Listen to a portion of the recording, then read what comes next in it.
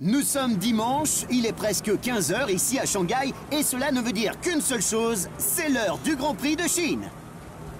Découvrons la position des pilotes au départ de la course. Hey, salut à toutes et à tous, c'est JL Racing, et aujourd'hui on se retrouve bien pour un nouveau Grand Prix. Et cette fois-ci, on va le disputer en Chine. Et j'ai décidé d'incarner le pilote Sébastien Vettel, et nous allons partir en 4e position, comme vous le voyez sur la grille de départ. Alors vous voyez, le temps est très mauvais, c'est une averse, et donc on va prendre les réglages 2. Donc je vais vous expliquer un peu ce que c'est réglages 1, 2, 4, 5, car lors de la précédente vidéo je ne vous avais pas expliqué. En réalité, eh bien, ce sont les réglages rapides que nous propose le jeu, et donc lorsque je pratique des courses de 3 ou 5 tours, je décide de pas me casser la tête, de prendre ces réglages. Là, comme nous avons besoin d'appui, puisque c'est un temps de pluie, hein, tout simplement, et bien j'ai décidé de prendre les réglages 2, c'est-à-dire les réglages 2 dans la liste, pour être aussi simple que ça.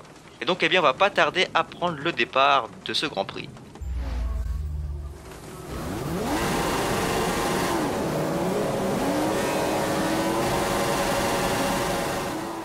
Et on prend pas un trop mauvais envol et l'accélération est plutôt bonne. On va rester néanmoins derrière Felipe Massa qui a pris un meilleur départ que nous. On va venir derrière lui et le toucher légèrement, enfin légèrement, ça le ralentit un peu, et on va venir s'intercaler à l'intérieur pour tenter de le dépasser, et c'est réussi. Très belle manœuvre de Sébastien Vettel. On voit au-dessus qu'on a un combat entre Felipe Massa et Kimi Raikkonen, et aussi entre Sergio Perez et Max Verstappen. On va revenir en caméra embarquée avec Kimi Raikkonen dans le combat avec la Williams de Felipe Massa. Il va se décaler, mais malheureusement Felipe Massa va rester devant et il va rester derrière les échappements de la Williams, Kimi Raikkonen. Nous on revient, donc Lewis Hamilton s'est un peu éloigné, on a bloqué les roues il me semble dans le précédent virage, je ne suis plus sûr. On voit tout de suite que l'on prend pas une trop mauvaise trajectoire par rapport à la dernière fois. Et on s'éloigne assez rapidement des pilotes derrière, donc c'est-à-dire Felipe Massa et Kimi Raikkonen, ainsi que tout le reste du peloton. On va prendre le virage, on va bien prendre la corde, on ne va pas sortir. Très bon virage, on glisse un peu, mais bon, c'est comme c'est normal, c'est la pluie.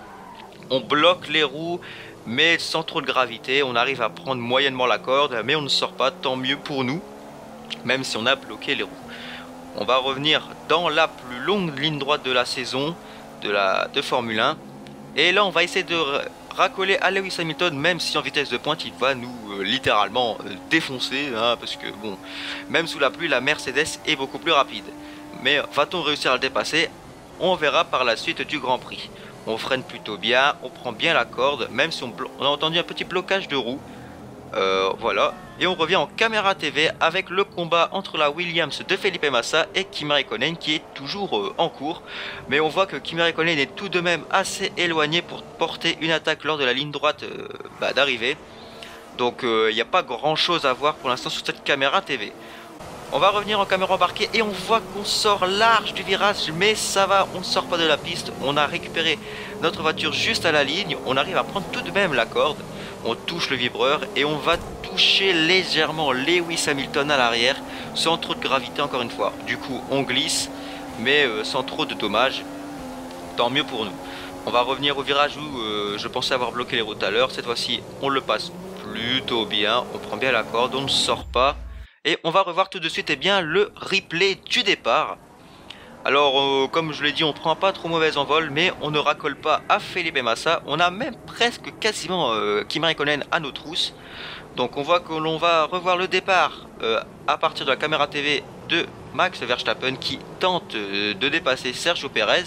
Donc il va rester à l'extérieur puis à l'intérieur. On voit qu'il y a un petit décalage de Felipe Massa, sans trop de dommages. On revient en caméra embarquée avec Felipe Massa, donc il était devant nous au départ, donc il partait 3e.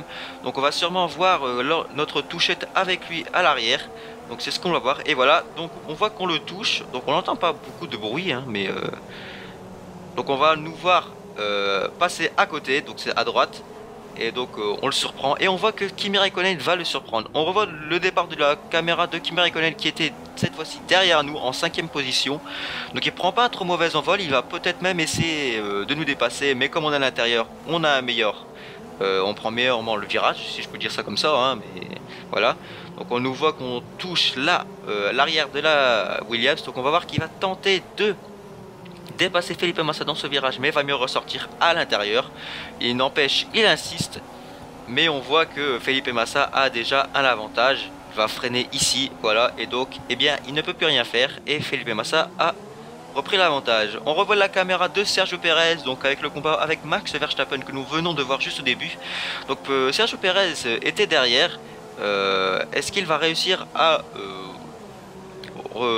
dépasser Max Verstappen? On va voir tout ça tout de suite. Donc là, pour l'instant, il est devant. Il est là à l'intérieur, mais Max Verstappen va revenir à l'intérieur, cette fois-ci dans le virage, parce que ce virage est assez long. Et on voit Max Verstappen qui prend un léger avantage et qui va refaire peut-être la même que Felipe Massa. Et ben non, c'est Sergio Pérez qui passe. Bravo à lui.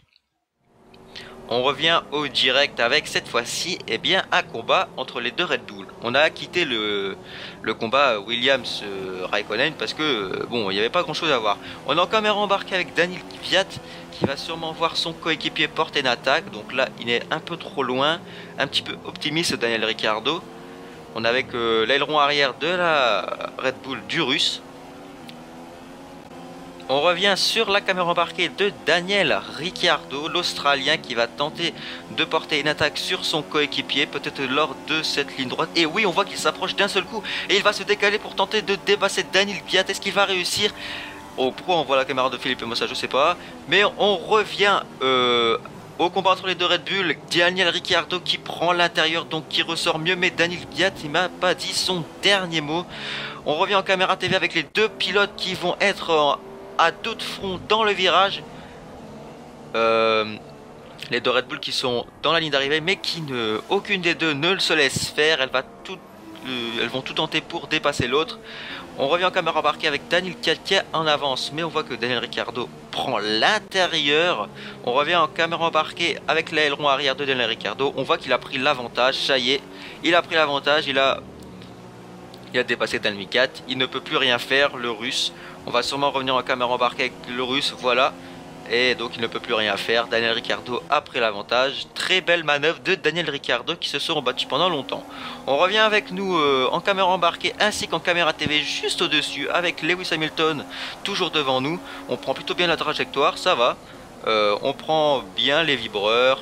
Pas trop de glissade malgré la pluie. Et on a tout de même réussi à revenir sur Lewis Hamilton malgré l'avance qu'il nous avait mis juste au début de la course. Et donc là on est très proche. Est-ce qu'on va tenter une attaque? On met le mélange riche et on va freiner tard et on va venir à l'intérieur et on le dépasse. Très belle manœuvre de Sébastien Vettel et Lewis Hamilton qui n'a pu rien faire. On voit qu'on a déjà pris une petite avance sur Lewis Hamilton pour sauvegarder cet avantage de la deuxième place. Et d'ailleurs, comme vous le voyez à l'écran, on a atteint notre objectif de la deuxième place. Mais par contre Rosberg, ça va être très difficile d'aller le chercher parce qu'il est déjà parti loin. Mais Lewis Hamilton qui n'arrivera pas à revenir sûrement. On prend bien la trajectoire, en plus on pilote plutôt bien par rapport à la dernière fois. Est-ce qu'il va nous faire la même que Felipe Massa la dernière fois? J'espère pas, mais là il est un peu trop loin pour tenter quelque chose. Et non, on prend bien le virage, on est dans la ligne droite, on passe le drapeau à damier et on finit deuxième de la course sans pénalité, sans rien, avec une bonne course tout simplement. Et voilà Lewis Hamilton qui termine premier, Sébastien Vettel à la deuxième place sur le podium. Ah, et je me suis trompé, c'est pas Lewis Hamilton qui termine premier, c'est Nico Rosberg. Excusez-moi pour cette petite erreur, ça arrive de temps en temps, hein. Donc Sébastien Vettel qui brandit le trophée et les trois pilotes qui fêtent ça ensemble.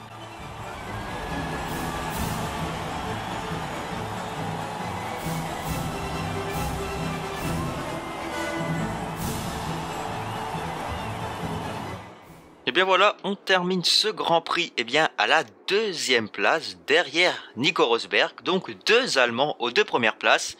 Et on a réussi à éviter le doublé Mercedes encore une fois. Derrière Lewis Hamilton, il y a Felipe Massa donc qui a réussi son attaque en début de course face à Kimi Räikkönen qui tentait lui aussi de l'attaquer. On a ensuite Valtteri Bottas, le deuxième pilote Williams, devant les deux Red Bull de Daniel Ricciardo et Daniel Kvyat. D'ailleurs, ça a été très intense entre les deux pilotes Red Bull dans le fin du deuxième tour et début du troisième. Ensuite, on a Max Verstappen sur sa Toro Rosso en 10e position. Et j'ai oublié Sergio Perez en 9e place. Ensuite, on a Nico Hülkenberg et Carlos Sainz. Pastor Maldonado est 13e comme son numéro. Devant son coéquipier Romain Grosjean, le français termine à la 14e place, plutôt pas mal. Devant Fernando Alonso, 15e. Felipe Nasser et Marcus Ericsson sont derrière Fernando Alonso. 18e, Jenson Button. Et enfin, les deux pilotes Manor aux 2 dernières positions. Et bien voilà, je suis assez satisfait de cette course et j'espère que vous aussi. C'était une très belle course et pourtant c'était sous la pluie, donc j'ai pas eu trop d'erreurs sous la pluie, je suis assez content. D'ailleurs, je suis pas trop mauvais sous la pluie. Voilà. En tout cas, si vous avez aimé cette course, n'hésitez pas à liker la vidéo, à la partager. N'hésitez pas aussi à aller faire un tour sur ma page Facebook JL Racing. Les liens sont dans la description ainsi que le compte Twitter. J'ai créé récemment un compte Instagram pour la chaîne aussi. Si vous voulez, vous pouvez y aller. Je mets régulièrement des photos à propos de la chaîne. Et enfin, bah voilà, c'est ici que se termine cette vidéo. Encore une fois, j'espère qu'elle vous aura plu. Moi, je vous dis à la prochaine. Portez-vous bien et bye les amis.